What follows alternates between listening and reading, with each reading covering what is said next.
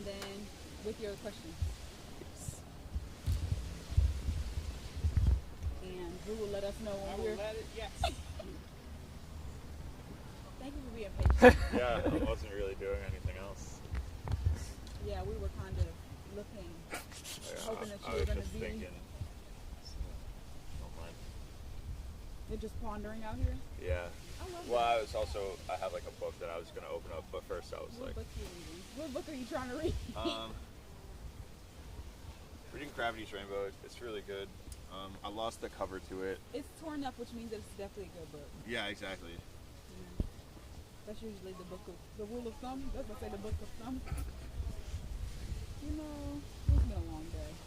You're good. Okay. Put in a little bit more together. This way. What way?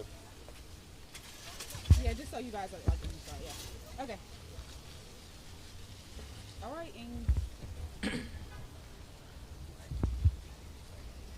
you're good whenever you want to start. Okay. What is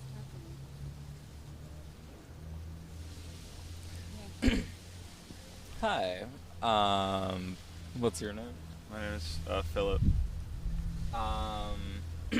What are your thoughts on adding, like, QR codes or signs in other languages for people that maybe don't speak English, so they could find, like, let's say bathrooms or transportation, for example, easier?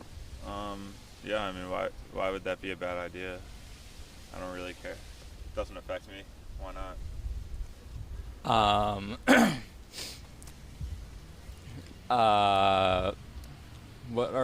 What do you think about adding, like, let's say, for example, at a certain time every week at establishments, there could be like a low noise time for people that might be like sensitive to loud sounds.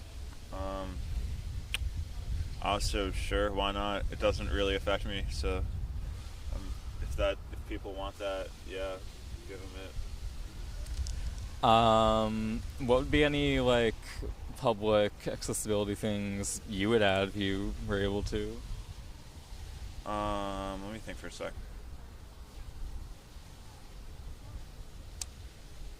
I think especially the lack of public bathrooms is really bad for not only disabled people, but also just like people who don't have regular access to a restroom or who aren't a customer of a service. I think that's like ridiculous, and like the only excuses that you could have besides not wanting to pay for the maintenance of one is just like you hate homeless people. So yeah, like bathrooms are good. All right. So I'm all for that, yeah. More of the languages, yeah. Sorry. Got a long response. No, that's perfect. What would be your thoughts on establishments having, let's say, 1 hour on a certain day every week? It'd be a low noise time for people that would be like sensitive to loud noises, for example, so they could have a better experience. It sounds complicated, but one thing I'd like to do is, and I talked to one state rep or local counselor. I don't know, not a counselor, but a guy up from Colchester. He's a state senator about banning loud pipes. I think they're really disruptive, and I think they terrorize a lot of older people.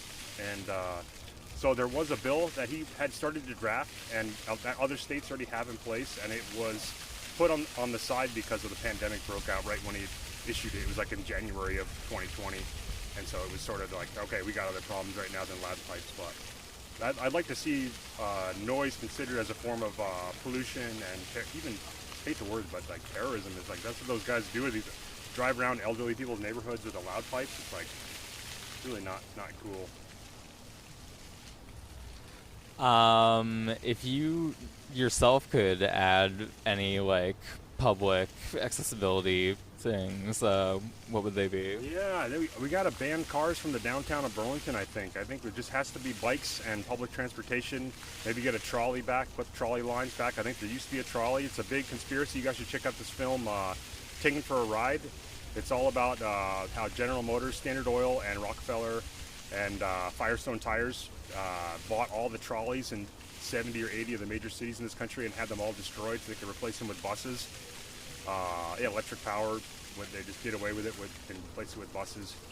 So yeah, we need to ban cars from the downtown just like they did at Church Street. It's turned Church Street into such a great place. That's where I'm headed now. So yeah, I'm all for that kind of thing. We need to really realize that this whole country's been in the last 100 years been taken over by the auto industry, and that the cars are like everything that these streets and these towns are built around, and it's just terrible. It's a dirty way to live. The gas is terrible. Electric power is not even safe. Tesla cars are not even necessarily a good alternative. So something radical needs to be done. You know, radical laws need to be passed to say no more, you know, cars that burn a certain level of fuel or make a certain amount of noise in the downtown. It can happen. I know there's if you can get the city council and, you know, other people behind it. But thanks for doing this, guys. Thank you for taking the time out of your day. Appreciate it, guys. You guys mind if I head out?